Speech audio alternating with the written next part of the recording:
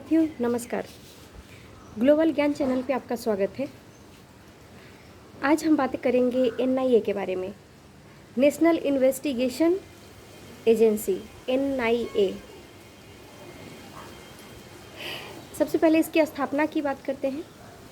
इसकी स्थापना एनआईए की स्थापना 2009 में राष्ट्रीय अन्वेषण अभिकरण अधिनियम 2008 एनआईए एक्ट 2008 के प्रावधानों के अंतर्गत की गई।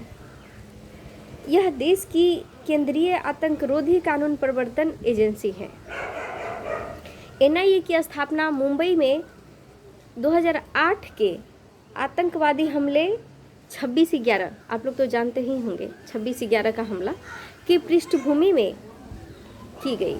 राष्ट्रीय स्तर पर इस हमले के बाद जो भय और आतंक का वातावरण बना, उससे देश में एक ऐसे संघीय अभिकरण एजेंसी की ज़रूरत अनुभव की गई जो विशेष तौर पर आतंक से जुड़े अपराधों की रोकथाम में प्रयुक्त हो। एनआईए का मुख्यालय दिल्ली में ही है, हेडक्वार्टर उसका दिल्ली में ही है। हैदराबाद, गुवाहाटी, मुंबई, लखनऊ, कोच्चि, कोलकाता, जम्मू तथा रायपुर में इसके शाखा कार्यालय भी है।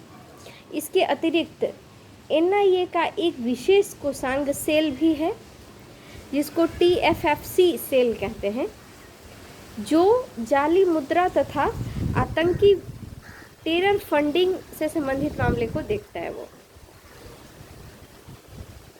एनआईए एक महानिदेशक के अधीन कार्य करता है जिसकी नियुक्ति केंद्र सरकार करती है। इसकी शक्तियां किसी राज्य के पुलिस महानिदेशक को प्राप्त शक्ति के बराबर होता है। एनआईए गृह मंत्रालय भारत सरकार के प्रशासकीय नियंत्रण से कार्य करता है, यानी ये होम मिनिस्ट्री के तहत आता है। राज्य सरकारें एनआईए कानून में निर्दिष्ट अपराधों की जांच के लिए एनआईए को पूर्ण सहयोग भी प्रदान करता है। एनआईए विधेयक को संसद में प्रस्तुत करते हुए भारत सरकार ने इसकी स्थापना के लिए बहुत सारे कारण बताए थे। जैसे पिछले कुछ वर्षों से भारत सीमा पार से प्रायोजित बड़े पैमानों पर आतंकवादी हिंसा का शिकार रहा है। अनगिनत आतंकी हमले न केवल उग्रवाद एवं अलगाववाद, साथ ही वामपंथी उग्रवाद से प्रभावित इलाकों बल्कि घनी आबादी वाले आम शहरों एवं महत्वपूर्ण ठिकानों पर भी हुए हैं। इनमें से बड़ी संख्या में ऐसी वारदातें शामिल थी जिनमें जटिल अंतर प्रांतीय एवं अंतर्राष्ट्रीय संबद्धताएं पाई गई। साथ ही इनका संबंध हथियारों और नशीली दवाओं की तस्करी, जाली भारतीय मुद्रा का प्रसार तथा सीमा पार से घुसपैठ भी था।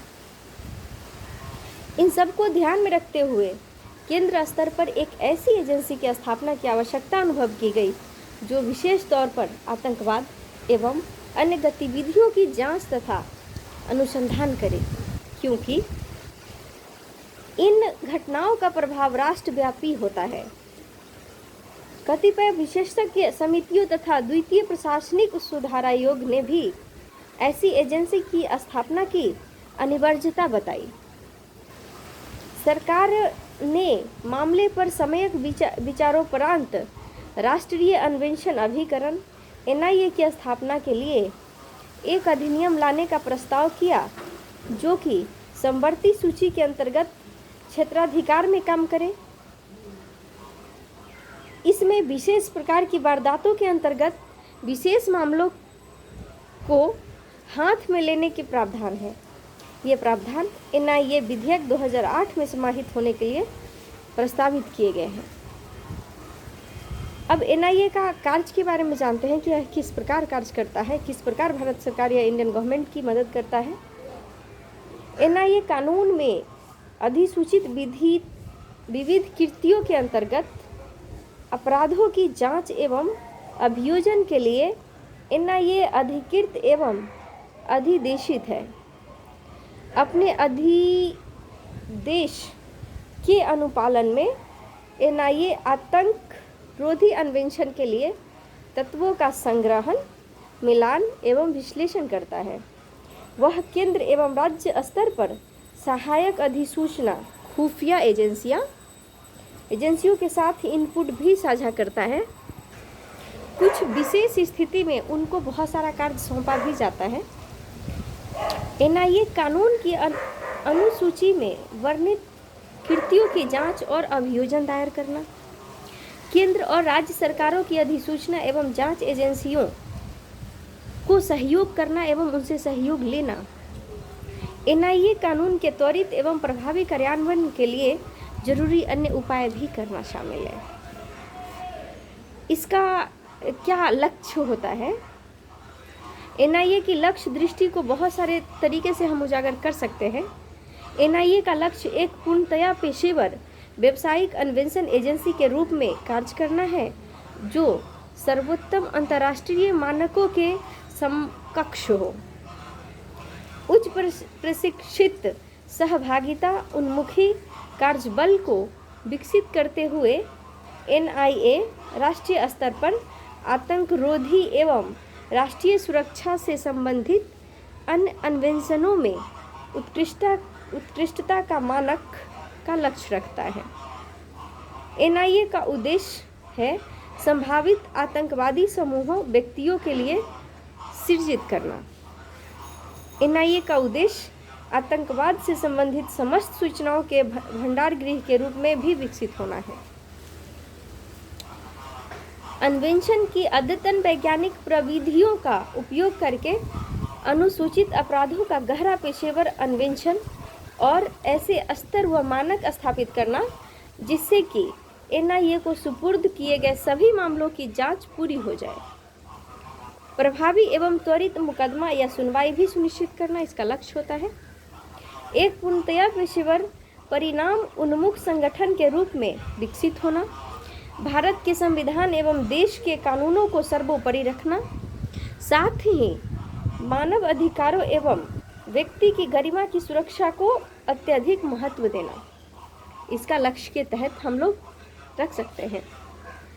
नियमित प्रशिक्षण तथा सर्वोत्तम प्रचलनों एवं प्रविधियों में अपनाकर एक पेशेवर कार्यबल तैयार करना, सौंपे गए कार्यों को वैज्ञानिक सोच एवं प्रगतिवादी भावना के साथ संपन्न करना, एजेंसी की गतिविधियों के हर आयाम में आधुनिक प्रविधियों तथा अद्यतन तकनीक को शामिल करना, राज्यों एवं संघीय क्षेत्रों की सरकारों तथा अन्य जांच एजेंसियों के साथ पेशेवर और मैत्रीपूर्ण संबंध रखना ताकि एनआईए कानून के प्रावधान का पालन किया जा सके।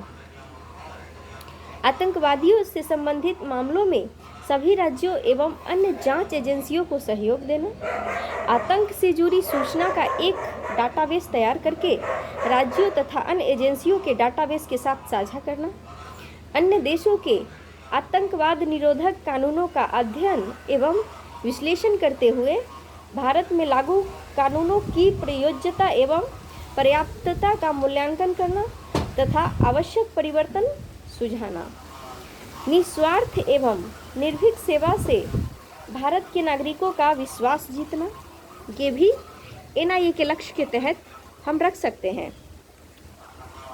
अब इसके अंतर्गत कितने कार्य क्षेत्र आते हैं उस पे हम विश्लेषण करेंगे। ऐसे मामलों में अन्वेषण एवं अभियोजन का एनआईए को समवर्ती क्षेत्राधिकार प्राप्त है, जिनसे देश की संप्रभुता, सुरक्षा तथा अखंडता, राज्य की सुरक्षा, विदेशी राज्यों से मैत्री संबंध प्रभावित होते हैं। इसके अलावा अंतर्राष्ट्रीय समझौतों का पालन करने संयुक्त राष्ट्र इसकी एजेंसियों तथा अन्य अंतर्राष्ट्रीय संगठनों के अभिसमयों एवं प्रस्तावों का पालन करने के लिए अधिनियम कानूनों के अंतर्गत घोषित अपराधों की जांच एवं अभियोजन के अधिकार एनआईए को प्राप्त है। एनआईए आतंकी हमलों जिसमें बम विस्फोट, विमान एवं जहाज़ों का गलनायन, परमाणु संयंत्रों पर हमलों तथा नरसंहार के शस्त्रों का उपयोग शामिल है, की जांच के लिए अधिकृत और शक्तिगत है। 2019 में एनआईए का अधिकार क्षेत्र विस्तारित किया गया। परिणाम स्वरूप अब एनआईए मानव तस्करी, नकली मुद्रा अथवा बैंक नोट, निषिद्ध हथियारों का निर्माण एवं बिक्री, साइबर आतंकवाद तथा विस्फोटक सामग्री संबंधी मामलों की भी जांच करता है। ये 2019 में इस चीज़ को ऐड किया गया। अब एनआईए संशोधन अधिनियम 2019 पे थोड़ा सा हम बातें कर लेते हैं। इसके द्वारा एनआईए कानून के प्रावधानों को व्यक्तियों तक विस्तारित एवं लागू कर दिया गया है, जो अनुसूचित अपराध भारतीय नागरिकों को विरुद्ध करते हैं अथवा भारत के हितों को प्रभावित करते हैं। अपराध के अन्वेषण में न केवल भारत के अंदर बल्कि भारत के बाहर भी एनआईए के अधिकारों को पुलिस अधिकारियों के बराबर ही अधिकार प्राप्त होते हैं। केंद्र सरकार को अधिकार होगा कि वह भारत के बाहर किए गए किसी अपराध के मामले के अन्वेषण के लिए एनआईए को मामला दर्ज करने के लिए उसी प्रकार कह सकती है जैसा कि वह अपराध देश के अंदर हुआ हो।